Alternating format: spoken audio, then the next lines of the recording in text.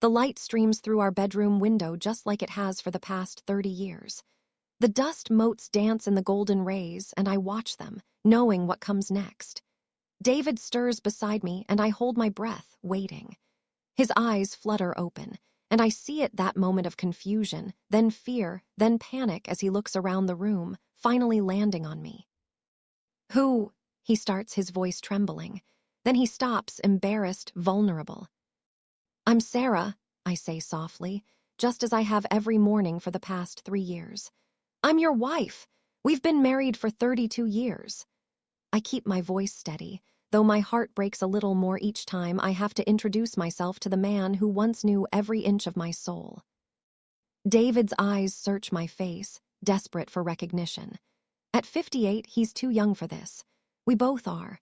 The doctors said early-onset Alzheimer's was rare, but here we are, living a love story that resets with each sunrise.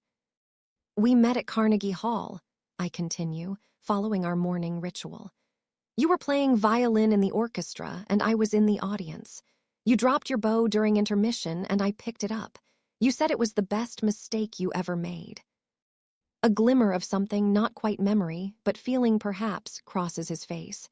"Did I love you?" he asks, and though the question hurts, I smile. "You did. You do.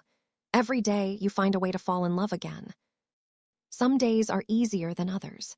Today, he accepts my words with curious wonder rather than fear or resistance. As I help him dress, I tell him about our life together, about our daughter Emma who lives in Boston with her husband and our 2 grandchildren. I show him the photos we keep by the bedside, our wedding day, Emma's graduation, family vacations that he mostly doesn't remember anymore. "You look happy," he says, touching the glass of a frame that shows us dancing at Emma's wedding 5 years ago. "We look happy." We are. The morning routine has become a delicate dance. I've learned to anticipate his questions, his needs, his moments of frustration when simple tasks elude him. I've learned to be patient when he asks the same question multiple times in the span of minutes, to smile genuinely each time as if it's the first. Over breakfast, scrambled eggs because they're easier for him to manage with a fork. He watches me with intense concentration. "You're very kind," he says suddenly, "to take care of me like this." I have to look away for a moment, blinking back tears. "You do the same for me," I tell him, because I know it's true. Because he did, through every struggle, every joy, every challenge we faced together before the disease began stealing him away piece by piece. As we eat, I tell him about our garden, how he used to spend hours tending to his roses. "Would you like to see them?" I ask, and he nods, curious about this life he can't remember living. The garden is his sanctuary, even now. Something about the scent of the roses seems to calm him, to ground him in the present moment. We sit on the bench he built decades ago, and I watch as he closes his eyes, feeling the warmth of the morning sun. "I think I remember music," he says suddenly. "Was there music?" "Yes," I say, my heart leaping. "You were a violinist, first chair with the symphony for 20 years. His fingers move slightly, muscle memory playing phantom strings.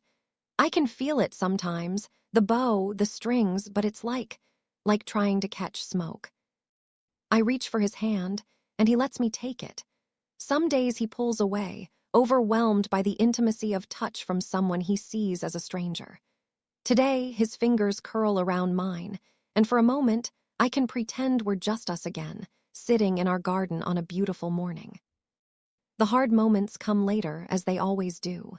During lunch, he becomes agitated, convinced we need to leave for a concert that happened 30 years ago.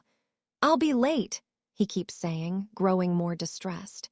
"They can't start without the first chair." I've learned not to argue, not to force reality upon him when his mind is lost in another time. Instead, I sit with him, let him work through the anxiety until it passes, until he forgets what was causing his distress in the first place. By afternoon, he's calmer, sitting in his favorite armchair while I read to him from one of his old music theory books. He may not remember the technical terms anymore, but the language of music still speaks to something deep within him.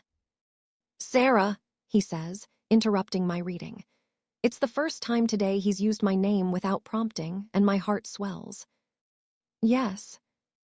I think I understand why I loved you. I mark our place in the book and set it aside. Why's that? Because you make me feel safe. Even though I'm lost, you make me feel found. The tears I've been holding back all day finally spill over. I reach for his hand again, and again, he takes it. You always knew exactly what to say to make me cry, I tell him, laughing through my tears. He looks troubled. I'm sorry, I didn't mean to make you cry. No, these are good tears, happy tears. As the day winds down, I help him prepare for bed. This is often the hardest part, when the sundowning sets in and his confusion deepens. But tonight, he's relatively calm, following our nighttime routine with only minimal resistance. Will you be here tomorrow? He asks as I help him into bed. It's a question that never fails to break my heart. Yes, my love. I'll be here tomorrow, and the day after that, and every day after that. But I won't remember you. No, I admit, but that's okay. We'll make new memories tomorrow. He considers this for a moment. It must be hard for you, to love someone who forgets you every day. I sit on the edge of the bed, smoothing his silver hair back from his forehead, just as I have thousands of times before. Loving you is the easiest thing I've ever done, I tell him. Even if I have to remind you who I am every morning, even if you never remember our life together again, loving you will always be worth it. He reaches up and touches my cheek, and for a brief moment, I see my David really see him in his eyes. I think, he says slowly, that even when I forget everything else, some part of me remembers loving you. I lean down and kiss his forehead. Get some sleep. Tomorrow is a new day. As his breathing evens out into sleep, I stay sitting on the edge of the bed, watching him. In sleep, he looks peaceful, unburdened by the constant confusion and fear that plague his waking hours. I think about all the years we had together before the diagnosis, all the memories we made that now live only in my mind. I remember our first date, how he played violin for me in an empty practice room at the conservatory. I remember our wedding day, the way his hands trembled as he recited his vows. I remember the night Emma was born, how he cried when he held her for the first time. I remember countless quiet moments, morning coffee shared in comfortable silence, evening walks hand in hand, the way he used to look at me across a crowded room as if I were the only person there. These memories are my treasure now, my burden to carry alone. But I wouldn't trade them for anything. They remind me why I do this, why I wake up every morning ready to help my husband fall in love again, why I tell our story over and over even though he forgets it by the next sunrise. Some people don't understand. They ask why I don't put him in a facility, why I choose to live this Groundhog Day of love and loss. Even Emma worries, tells me I'm sacrificing too much of myself. But they don't see what I see, those moments when a piece of music triggers something in him, when he laughs at a joke in exactly the same way he always has, when he looks at me with pure love in his eyes, even if he doesn't know why he's feeling it. They don't understand that love isn't just about remembering. It's about being there, about choosing each other every day, about finding new ways to connect even when the old ways are lost. David may not remember our past, but he finds his way back to loving me every single day. Sometimes it takes hours, sometimes just minutes, but he always gets there. And isn't that what true love really is? Not the grand gestures or the perfect memories, but the daily choice to stay, to care, to love even when it's hard. Especially when it's hard. Tomorrow morning, I'll wake up and start again. I'll introduce myself to my husband, tell him our story, help him navigate this world that feels new to him every day. And somewhere in those hours between sunrise and sunset, he'll fall in love with me again, in his own way, in his own time. Because that's what we do. That's what love does. It persists, it adapts, it finds a way, even when the path is harder than we ever imagined it could be. As I get ready for bed myself, I look at our wedding photo one more time. We were so young, so full of hopes and dreams for our future together. We never imagined this would be our story. But then again, Does anyone really know how their love story will unfold? I climb into bed beside David, listening to his steady breathing. I love you, I whisper, even though I know he's asleep, even though he won't remember it in the morning. I love you enough for both of us, for every memory lost, for every moment forgotten. I love you enough for yesterday, for today, for all our tomorrows.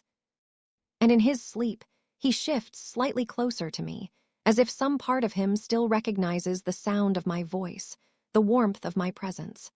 As if love really does leave an imprint deeper than memory, stronger than time, more permanent than consciousness itself.